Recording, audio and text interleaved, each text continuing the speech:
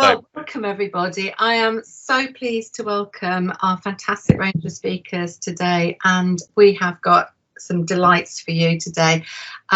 We have got more professors than I can shake a stick at, although Steve has just informed me that he's retired as a professor, visiting professor, so he is only Dr. Steve Chinn now, but he is still very eminent in my eyes. He's going to kick us off, and then we've got Kat and Rob from the Dyscalculia network, just giving us a short introduction about games and how games work with children. Then we've got Professor Mahesh Sharma after lunch, Professor Mazzocco and Professor Daniel Ansari, and then finishing with some questions and answers. We have got a range of people from lots of different states. Well, Steve's from the UK, that's why he's on first. Mahesh has got up very early, and then Professor Mazzocco, Michelle, has just gone to bed, and she'll be waking up hopefully in time for 2:30 for the afternoon slot. So next slide, please, Aaron. I did send you out a discount from SEM Books. Colin has got some wonderful books around dyscalculia, and you can have a 15% discount if you use the code Positive Dyslexia 22 by the end of July. And Trugs, Aaron's Trugs, has got a discount as well if you use Master 15, and that is a wonderful resource that helps children with literacy difficulties. And obviously just wanted to tell you a bit more about what we've got next on at Positive Dyslexia. We've got two conferences coming up. We've got our Liverpool conference in November, and again we've got a huge range of eminent speakers there as well. Some controversial, and it'd be interesting to see what Professor Joe Elliott comes up with on the day. And then I'm delighted to announce that I'm doing a joint conference with Edge Hill next June, and I hope you will be coming along to that. And we've got some wonderful student discounts for both of the conferences at the moment, so do log on through Eventbrite and have a look at that. So with next year as well, we've got the wonderful Dyslexia show, so 3 fantastic events next year, and this is Aaron's show on the 24th to 25th of March, and hopefully I will be speaking again. I spoke this year, and it was a wonderful event, so hopefully you can all come along to that. And any problems, anything you want to contact me about, here are my contact details, and you should all have my phone number as well. So without any further ado, I'm going to hand you over to Steve Chinn. Steve Chinn is one of the foremost pioneers in the field of dyscalculia. When I say he's been around for decades, I mean that in the most honouring way, because he's one of the pioneers in this field. I'm so pleased. I'm not a dyscalculia specialist, and I never will be. I just stick to literacy, but I know that people have been fighting for years to get dyscalculia on an equal footing with dyslexia, and I can really see it happening now, Steve. I think because of the work that you've put in, I can really see this suddenly a groundswell of support around dyscalculia and awareness. So I'm really pleased that you're here today. So without any further ado, I'm going to pass you over to Steve Chinn. And thank you, Aaron. Well, it's a delight and a great honour to be in such wonderful company of people I admire so much. Daniel and Mahesh, who I've known for years. We've worked out the maths was big numbers, how many decades between us we've been working in this field, and it's quite a lot, so it's good. So I've been very fortunate in many ways, in that I've met many of the pioneers of dyslexia as well as of dyscalculia, and Margaret Rawson was one of the most amazing of the pioneers, who learned to fly, I believe, when she was 90, lived to be 104. Remarkable lady, who this saying is attributed to her. She was teach the language as it is to the learners as they are, but I've just switched maths in for language, because it's such a wise saying So you teach the maths as maths is to the learners as they are. And it just kind of sums up the good philosophy. So I'm going to do a little gentle rant, or in actual fact, I'm turning that into some questions and some thoughts about where we've got to and where we might be heading next. So I'm just delighted to have this chance. So I'll give you a very short history and try and get a bit of street cred here. So I first experience of teaching maths was in the mid-60s when I taught undergraduates when I was doing my PhD who'd failed A-level maths before entering a food science course, and they needed to have A-level maths, and I taught them. The prof was meant to teach them, but he said he thought I was better at it and said, get on with it, Steve. So I did. Or Chinn. He always used to call me Chinn. So over those many years, I've learned some stuff, published some stuff. I've lectured in 30 countries, and all the time you're learning. I've been the head of a multi-award winning specialist school. Again, massive learning experience, but there's a lot more I need to know about some stuff, and there's lots of new stuff to learn. And I have to convince more people that this stuff that people like Mahesh and me and Daniel and Michelle are learning is useful. So I'll put that balloon there because I'm kind of hoping the Dyscalculia balloon will go pop and we'll all be ready to take on board the existence of this specific learning difficulty. So how are we doing? Well, with dyslexia, which we've known about for a long time. It was the British Dyslexia Association's 50th anniversary a couple of weeks ago, and it kind of got somewhere with the recognition of dyslexia. It's a word that has entered the general vocabulary. Dyscalculia less so, although we all kind of know people find maths difficult. Some people pontificate about it, and there's a culture of maths, much more so maybe than there is with language, although we do tend to think people who can't read are inherently stupid when it is a specific learning difficulty. But in Western cultures, we're quite happy to admit we're not good at maths, and no one sort of looks down on you. They kind of, if anything, you get lots of empathy from them. But where does that culture come from? It comes from the fact that lots of people can't do it, so many in fact that we can't decry all of them. We have to accept that it's a consequence of our culture. And who has these non-productive beliefs that surround maths, like you got to do it quickly, for example? Well, the prevalence. Well, there's been less studies of late.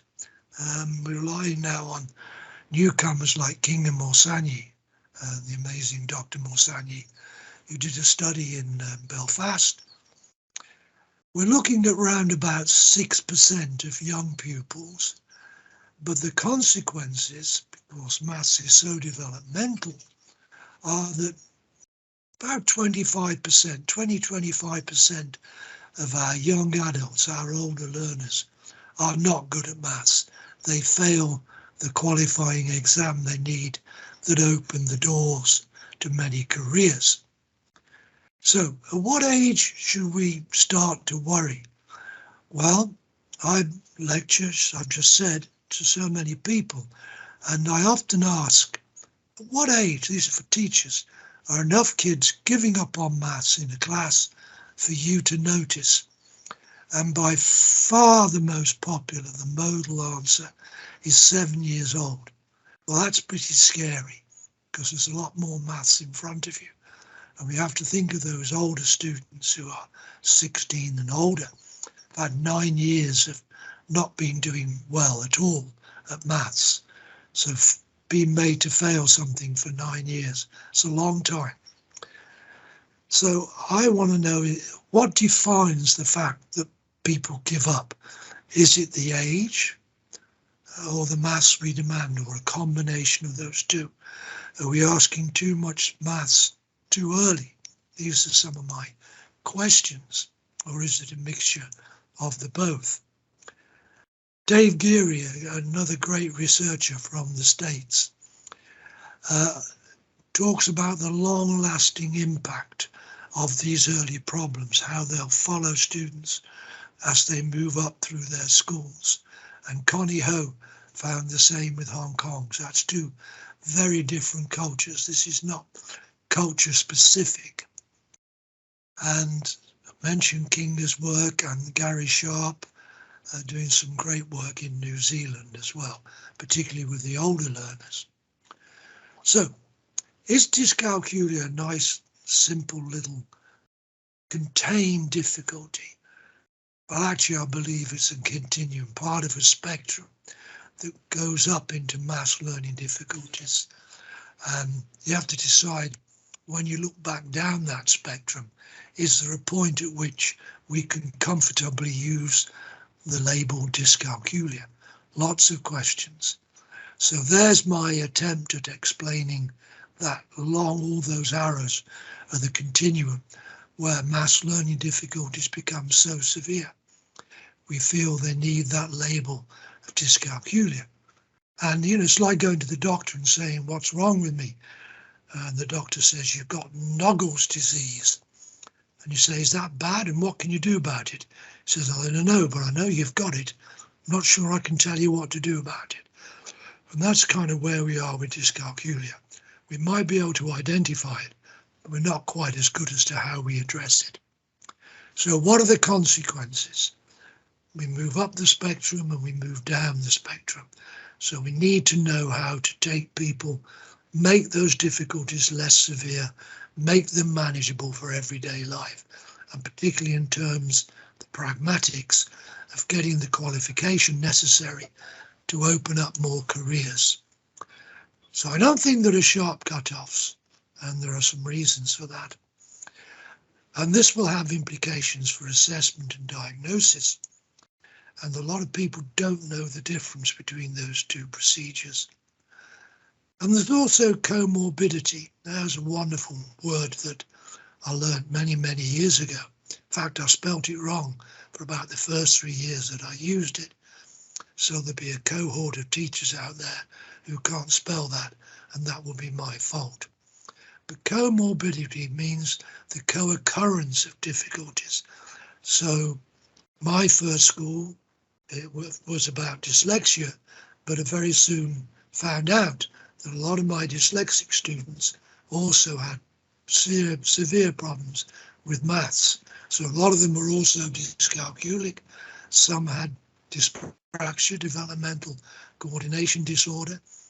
Some had ADHD, attention deficits. So comorbidity does complicate the issue and does complicate the definitions. Mahesh will be talking a little bit about definitions in his session. He and I chat most weeks and try and put the maths world to right, which we can do between us because we tend, largely speaking, to agree. And that makes life, I think, easier, not as challenging. So, what age is the worry point? When do we need to worry about children not doing well in maths? And I think we need to be looking at that round about age 8, because maths is so developmental, it's moving on all the time, and some of these students are getting left more and more behind. So the worry point is very early, but certainly if you're not worried by the time the learner is 8 and putting stuff in, intervention in, then that's really bad. And I think it's defined by the maths we demand of our students, ever increasingly complicated, rather than by the maturation of the brains of our learners. Again, a mix of both. So when do we take remedial action? Well, we take it as early as we can, and with the maths as early as it is. So we need to look very early back in the learning stages of maths. That's my thinking on that. So The definitions of dyscalculia that are around, the focus is on very early number and number sense, so it doesn't talk about algebra. That as a maths topic comes later. Now, I'm very well aware of there's a wonderful book, Why is Maths So Hard for Some Children, title that tells you how it is, edited by Michelle and by Daniel Birch, her co-editor. And Daniel, in a Journal of Learning Disabilities paper in 2005, listed 30 alleged components of number sets. So this is not a simpler definition as you might think it is. And which of these 30 are foundational? Because we need to know in order to address them as accurately and as effectively as we can. So, and we always have to remember that stuff perceived of as simple may not be simple for some learners.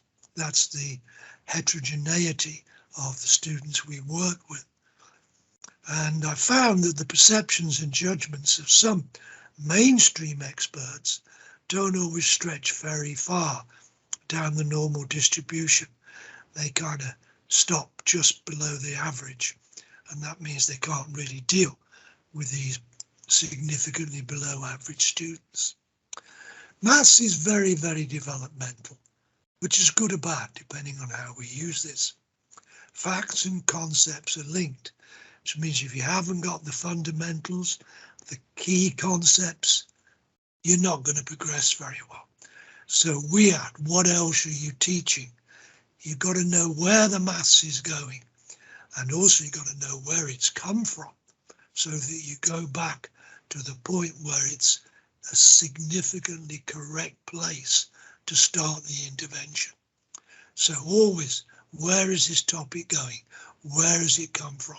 You can't do intervention if you don't know these things.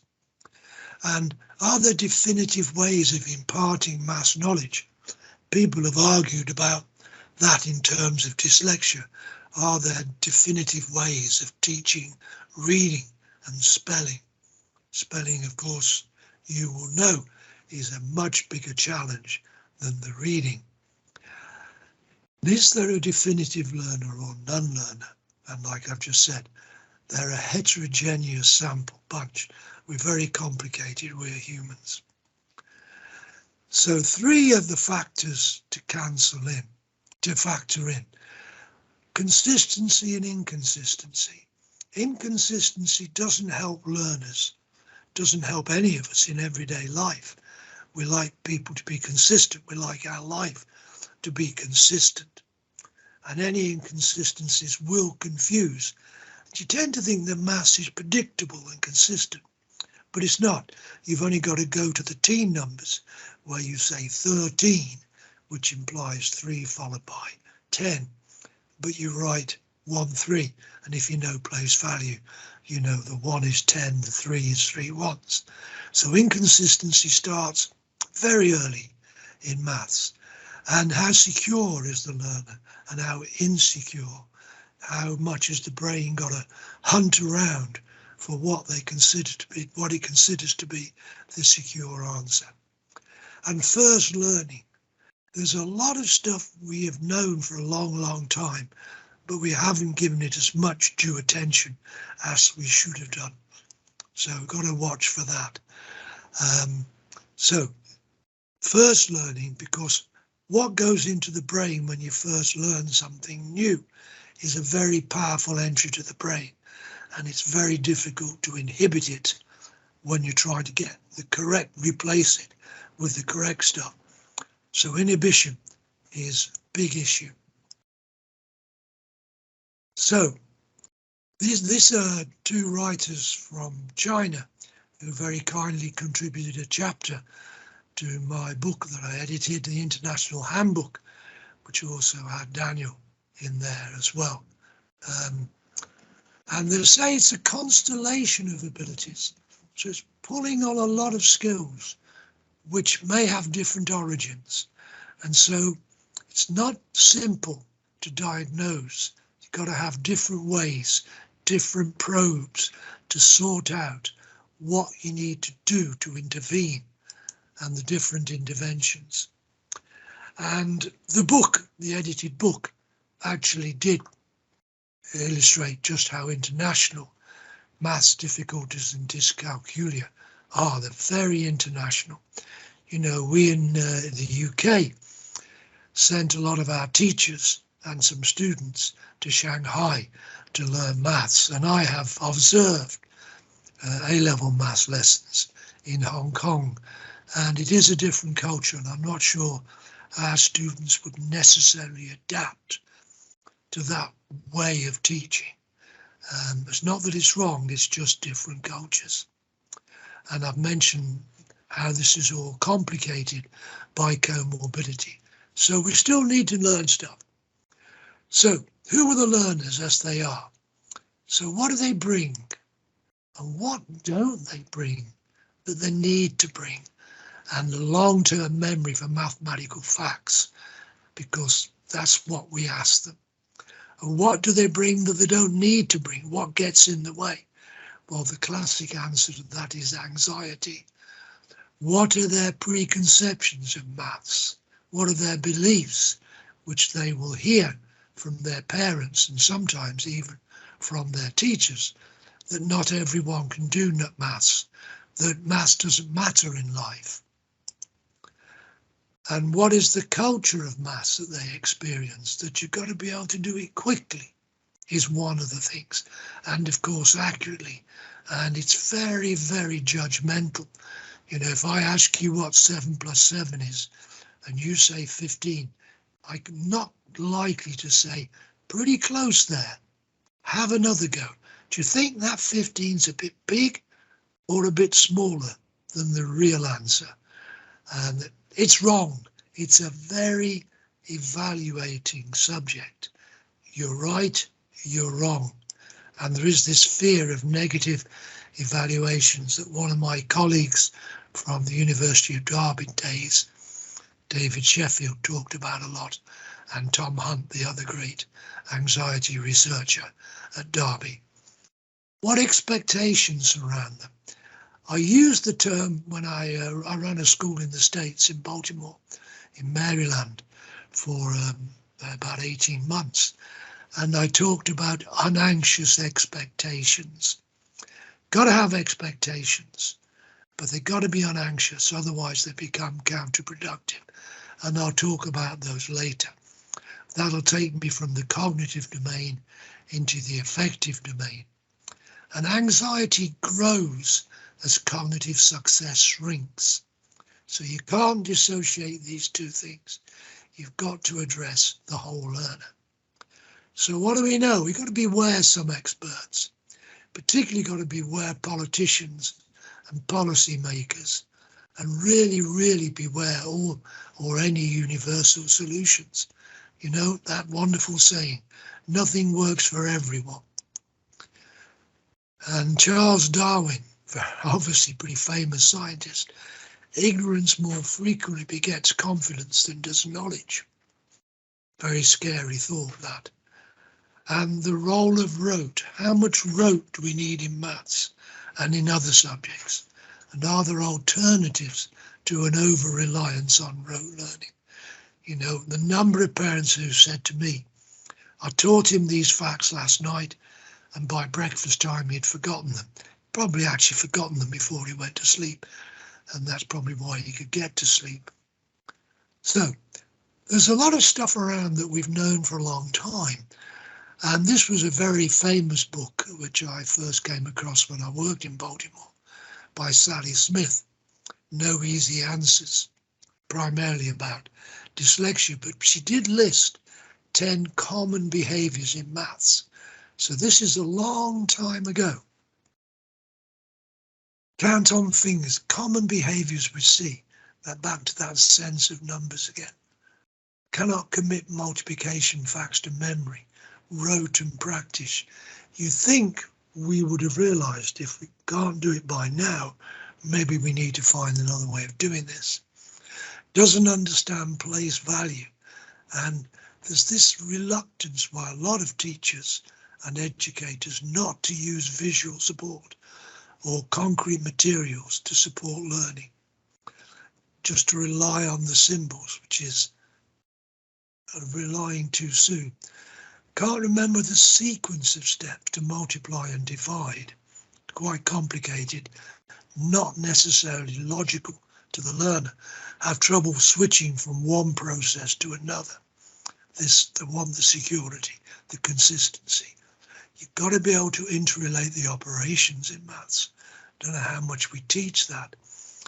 And this very, very common error subtracts a smaller number in column subtractions from the larger number, irrespective of whether that's appropriate or not. So in the problem 25 minus 7, where the 7 will be written under the 5, they take the 5 from the 7, probably because someone's told them in subtraction you take the little from the big. Place value is very important. Obviously, it's the key to our number system. And this unlearning, again, this perseveration, I might almost have spelt that right, and the ability to estimate, which is key and much less judgmental than getting the right answer.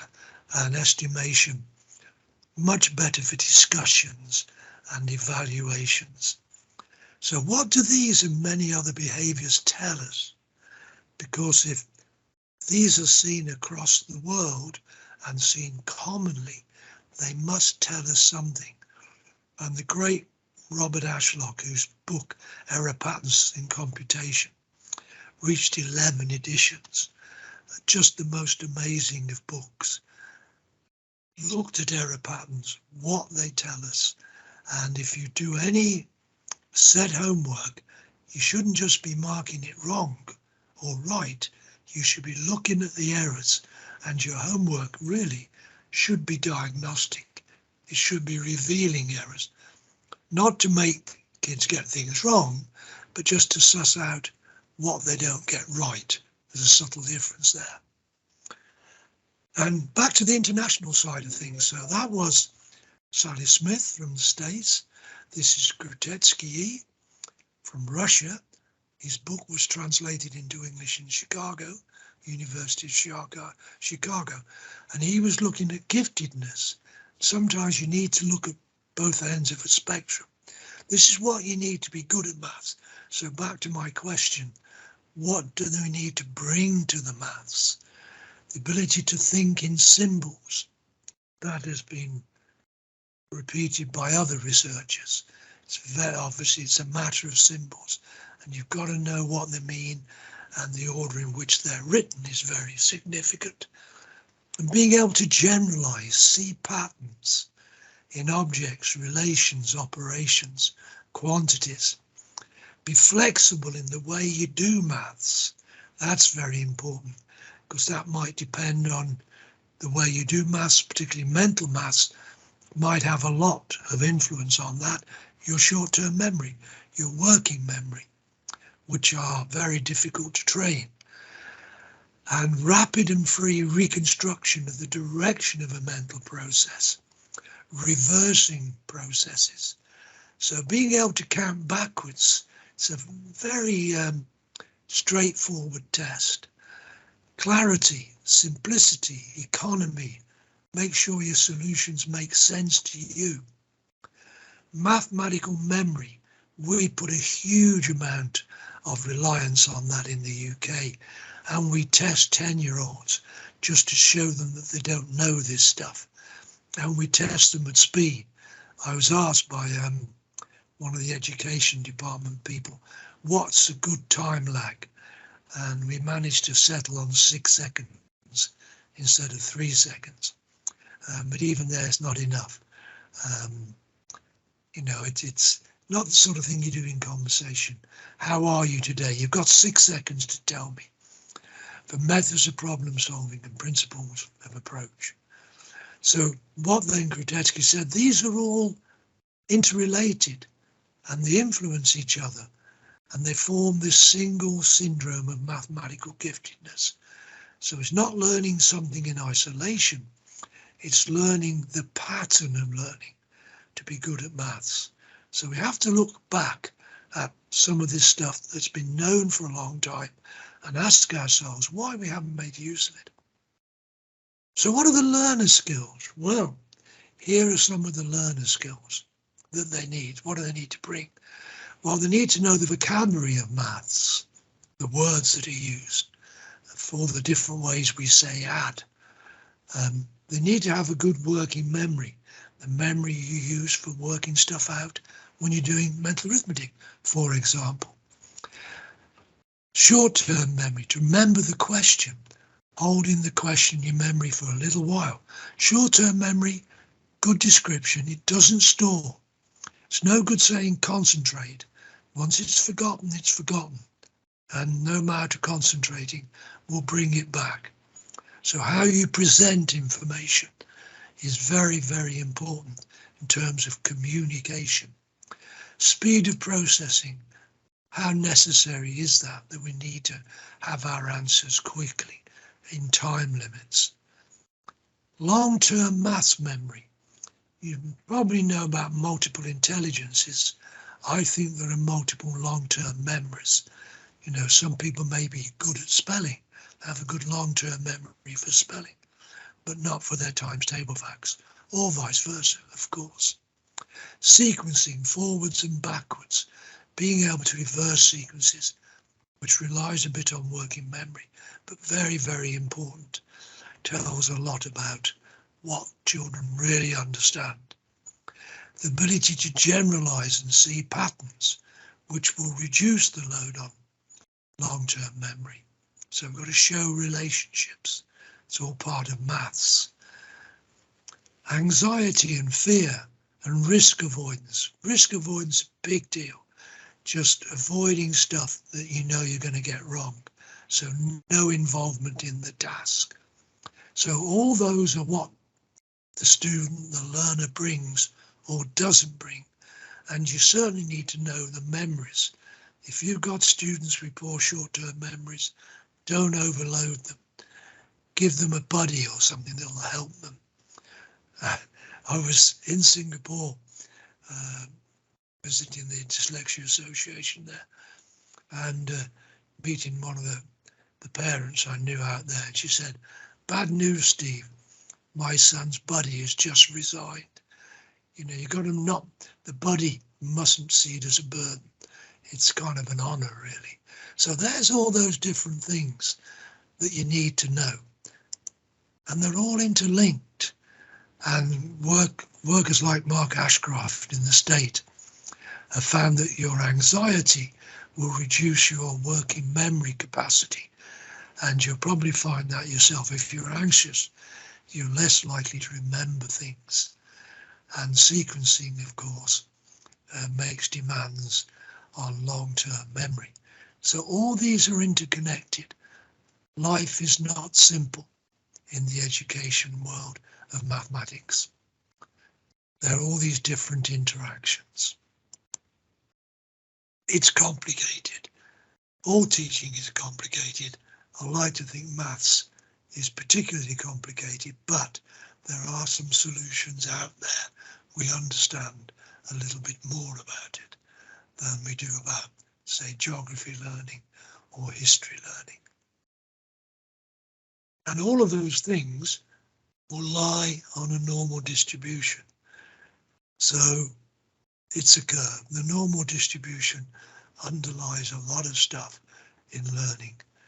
And you might have a particular strength in short-term memory, but a very poor strength in working memory. You might. It's always worth knowing your learners and knowing in a way that doesn't stress them out or make them feel like failures. This was a very big study done in the US, which ended up with 3 key findings. It's called How People Learn. This is key finding number 2. And this is not just about maths, but this really does apply to maths very well. You have to have a deep foundation of factual knowledge, and a lot of maths curriculum really emphasize that. And we have to think about what we mean by deep. But then comes a little bit of softening, understanding the facts and ideas in the context of a conceptual framework, which will help, A, and organise knowledge in ways that facilitate retrieval and application. And that will also help A. So I put Paris, France there. If you know the capital of France is Paris, it doesn't help you find the capital of Germany or Italy. Whereas in maths, if you know that 5/8 are 40, it'll help you find 6/8. So the deep foundation, what we want to know, if long-term memory is not great, what do we really need to know? What is the deep, the key stuff? And I found out through many years of working with my very dyslexic students, I'd say to them when they came for interview, how are you getting on with your times tables? Which ones do you reckon you know really well? And I stopped asking after a while because the answer was always the same. I know my 1s, 2s, 5s, 10s, and then the smart kids would say I know my 0s, which isn't as straightforward. And in fact, the 1 isn't as straightforward as you think. And if you know those are the key facts, and you can use them to work out so many of your other facts. And if you think about coinage, those are the key values for coins and notes, for money. So this understanding and organising, using patterns and generalisations, and this what else are you teaching again? Being able to see patterns, being able to generalise is such a good skill in life. And every subject teaches us something other than just the bare nuts and bolts of the subject. So I did at that early stage check out self-voice learning. A colleague of mine, a friend, was doing some research on this with partial hearing students, that if you want to rote learn something, it's best to rote learn it, hear it in your own voice. Much to my disappointment, and I proved it by research, students learning stuff by listening to my voice didn't do as well as listening to their own voice. So let that be a warning to you as well. You might have a great voice, but that might only be in your opinion. So self-voice echo, it's called, listening to a recording of the facts you need to know in your own voice, is a very powerful rote learning way, better than the music. So what should happen in the classroom? How prescriptive should a lesson plan be? We had to sort of really have a good lesson plan, particularly if inspectors were coming round. And I always used to say, this is speculative. It depends how they react to the opening bits. And you should have objectives which lead coherently to goals. And who sets those goals? That'll usually be the curriculum and the education department. And what adjustments can be made? And there seems to be a lot of negativity about using the visuals and materials to teach maths. Now, I started off live teaching physics, and if my lessons didn't include materials and visuals, I'd get such bad gradings. And it just seemed natural for me to take that on to the maths and use the pictures. And the trouble is it's carried on because the trainers tend to follow the culture. So since this is a sort of contrary session, how do we know the trainers know? I'm always just a tad wary of some educators, and like I said before, mega wary of the politicians who are too sure that they know what to do. Obviously, this only applies to education, not to politics in general. I wish. So what should happen in the classroom? More thoughts. Maximise your communication, from the short-term memory chunks to those visuals you use to explain. They've got to help the explanation, not just make sense to you. Build realistic maths confidence. Give lots of plan Bs, but bear in mind, what does the new plan B offer? And it gives an understanding from more than one example, more than one perspective, to help to broaden the understanding. But it may confuse some. Some students will say to you, show me just one method and let it work for every single example I get now between now and my exam, and particularly in my exam. And cognitive style, came across that by working with the kids. And that's the third key finding in the big US study. Teach metacognition. Well, you kind of encourage it as much as teach it. So why?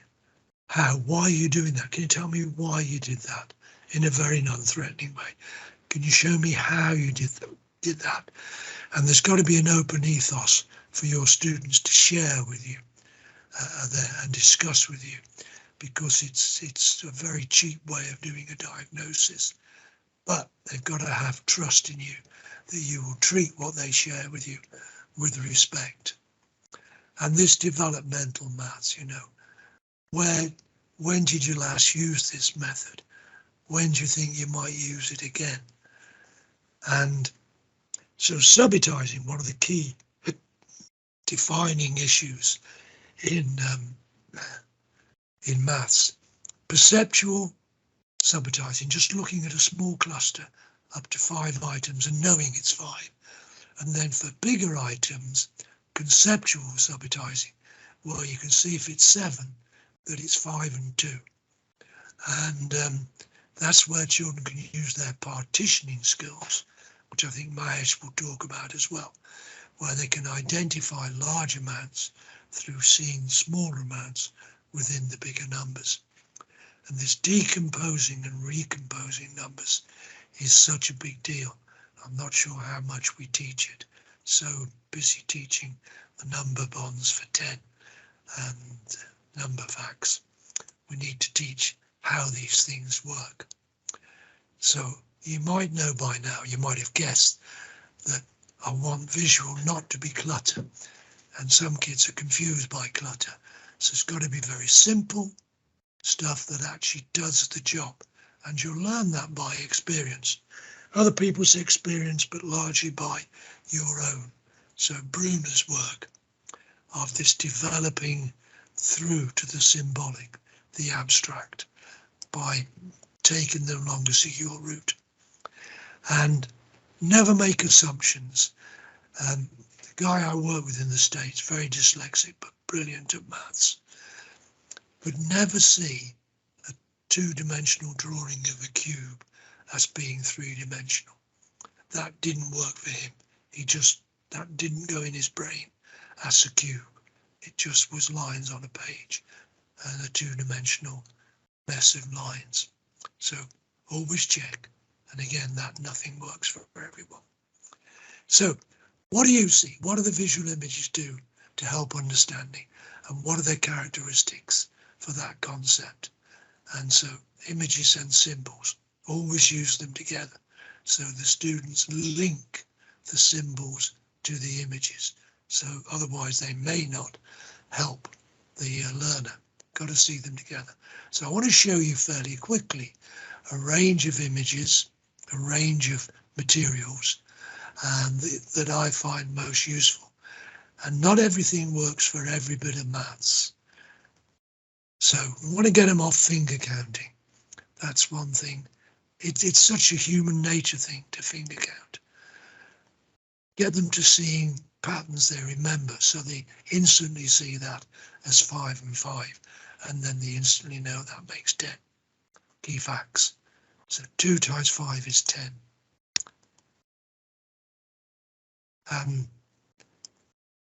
10 frames, again with the 10. I kind of like the 5 because I think seeing the 5 in that pattern is more reliable than seeing the 5 in a line. Playing cards, really good. And there's patterns there. I like the 5 pattern, which occurs here with the 9. Doesn't occur with the 6. A consistency. So I want consistency. I want my 6 to be 5 and 1. Like my 7 here is 5 and 2.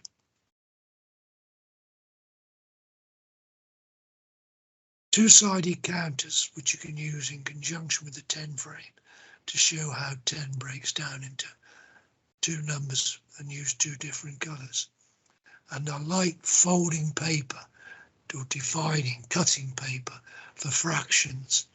Very good, because you're actually doing what the word says. You're dividing the paper into equal parts. You're actually, what you're doing follows the language of the maths. So the vocabulary, the image, the symbol. Keep them all working. Number lines, less exciting.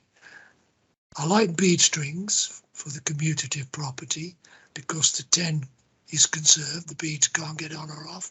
You just turn it round, reverse it, and use Cuisenaire rods with number lines to avoid this very common error.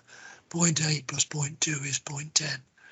So you can show that horses for courses. Again, show the commutative property for that. Try and preempt the errors so we don't get that. And this, obviously, Stern or Numicon shapes, very good for odd and even numbers.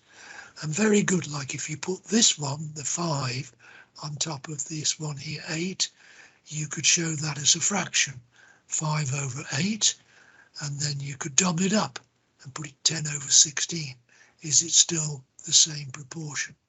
And you can, because you keep using the same proportion, your language is going to be very important. And Cuisenaire rods are good because they have, you can't count, they're continuous. So you've got to know what they are. It's a matter of relating them in just in their overall size. And that going to 10. And they could be number bonds for 100, shows the same pattern, or 1,000, or like I've already said, for the decimal numbers. And the Dean's blocks, the famous base 10 blocks. I had these in plastic, which meant the 1,000 block was hollow. And one of my students said, that can't be 1,000. It doesn't weigh like 1,000. So what you think and what your students think have got to be the same. Otherwise, it's not going to do the job it should do.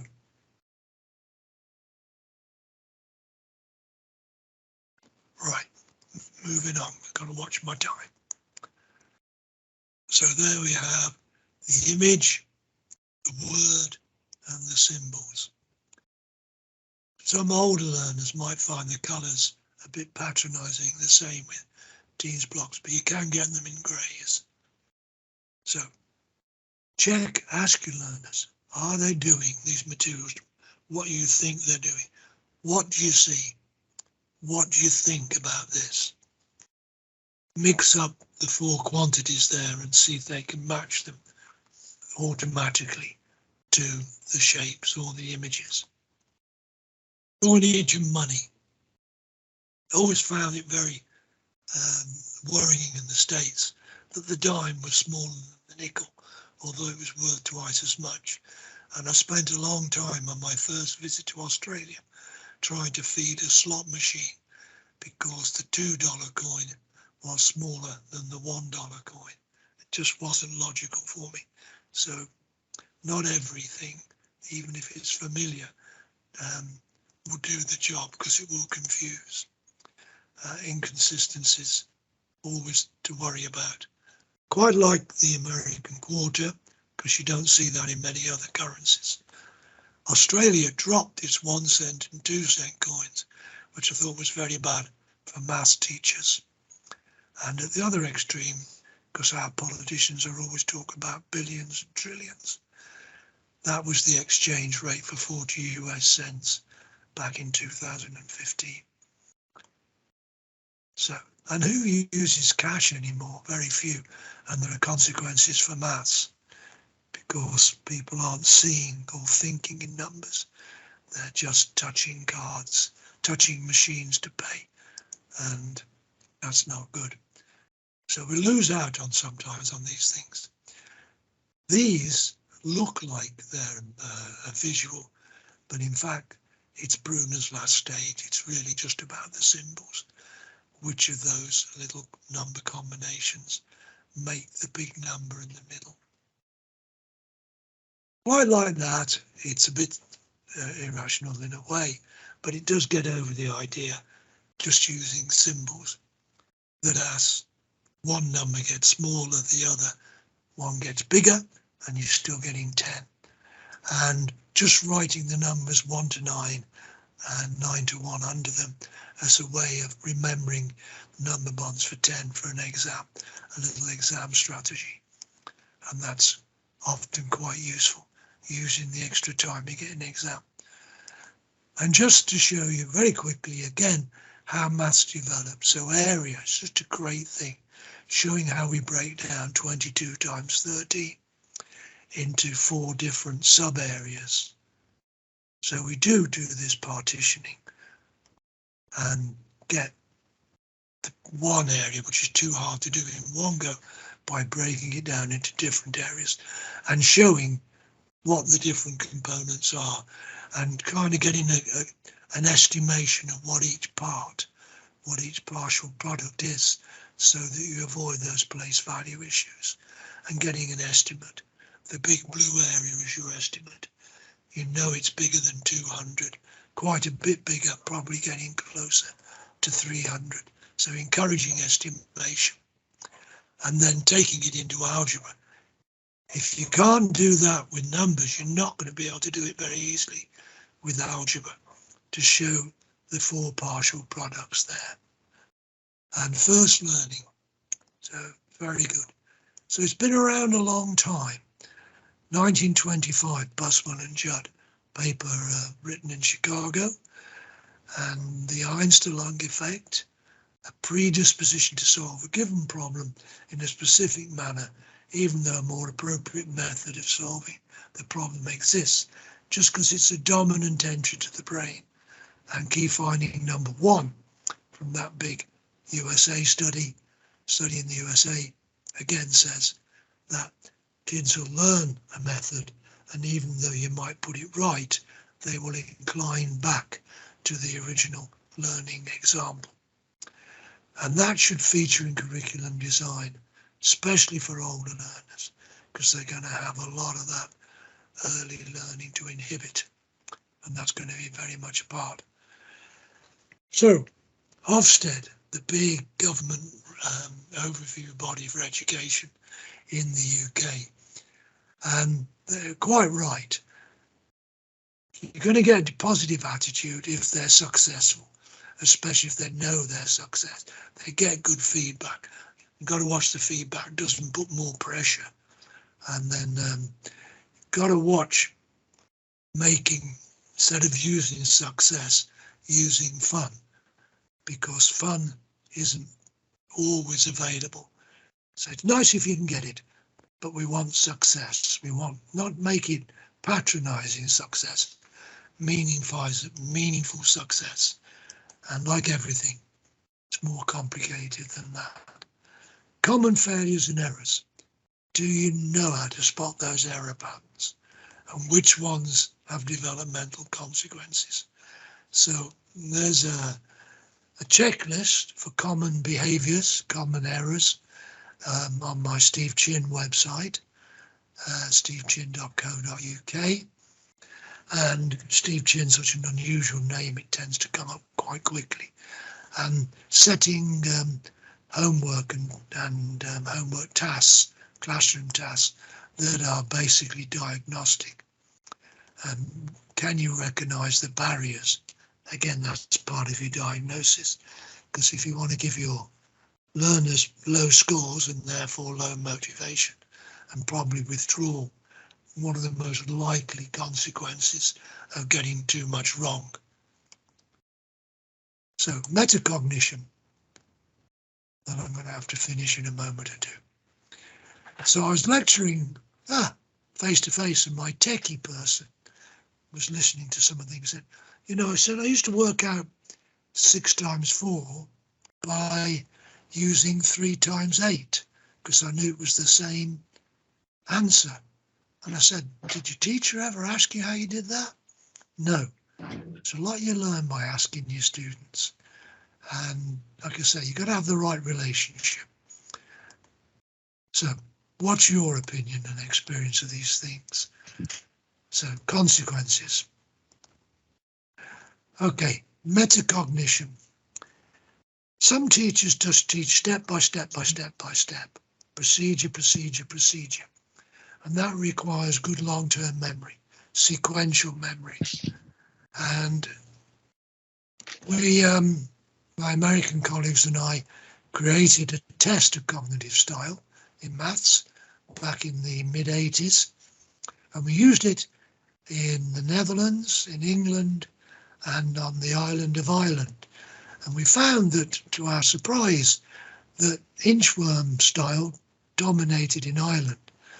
And the reason was, we speculated, it was a very prescriptive curriculum, maths curriculum.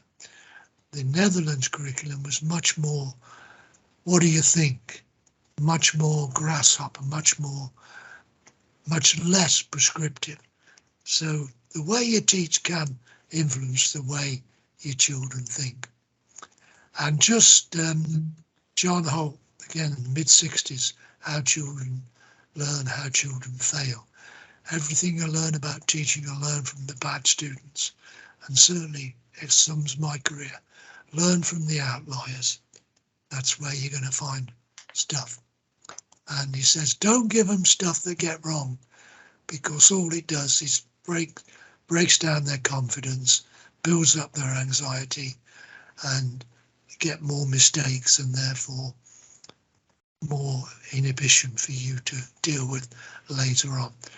And this idea that practice makes perfect, it's got to be matched up with incorrect practice, messes up learning big time.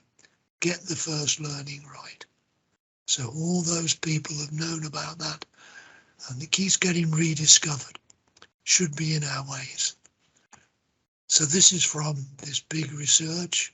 I know how, I know that, I know how, I know when. Not enough mention of I know why. Why are you doing that? Why that step? What does it do? Got to know those things. So it might be a good place for me to end, even though I haven't finished every slide, but that's not unusual for me. I over-prepare. So thank you very much for listening, and I'll be around to take questions as and when you're allowed to ask them. Well, Steve, thank you so much. I'm sure everyone's really enjoyed that presentation, and visually it was fantastic and some really excellent information there. And I spoke earlier about how you're one of the pioneers in this field, and I would like to give you this in recognition of all the work that you've done in this field. I think you really deserve some huge recognition for. Thank you. If you want to, you'll need to unblur your screen, unfortunately, Katrina. Right. Okay. I'm just gonna share my screen so I can stop Steve's sharing so everyone can see it, and then I'm going to stop sharing. So now we can now see your screen. If you want to stop sharing, press the more. Press more. 3 little dots. Is that enter full screen or? No. So go to more, Yes. and just click on background effects. Apply background effects, and then just remove the blur. Oh, it doesn't show it on here actually. The background. Oh, it does. It does show. Yes. Okay. And then press OK at the bottom, just so that then once you've clicked on none, because we can't see it. Right, that's it. Now if you hold it up, we can see it now. Right, So, it's glass, so you probably can't see it very well, but it says presented to Steve Chinn in recognition of his work in the field of dyscalculia from positive dyslexia, because honestly, I think it's wonderful the work that you've done. There's various people putting their hands up to say, Anne McLaughlin from Edge Hill is saying well done, but I really appreciate the work that you've done in this field. So thank you so much. Well, it's been fun and very rewarding, and I've met some fantastic people. Lots of claps for people. So this will be winging its way in the post to you, and I hope you'll appreciate it. Thanks very much. Thank you. Definitely will. Thank you. Right. I mean, Thank you. I'm very careful not to, with my dyslexia, not to drop this. My wife was very impressed. That's good. Thank you so much, Steve. Right. Well.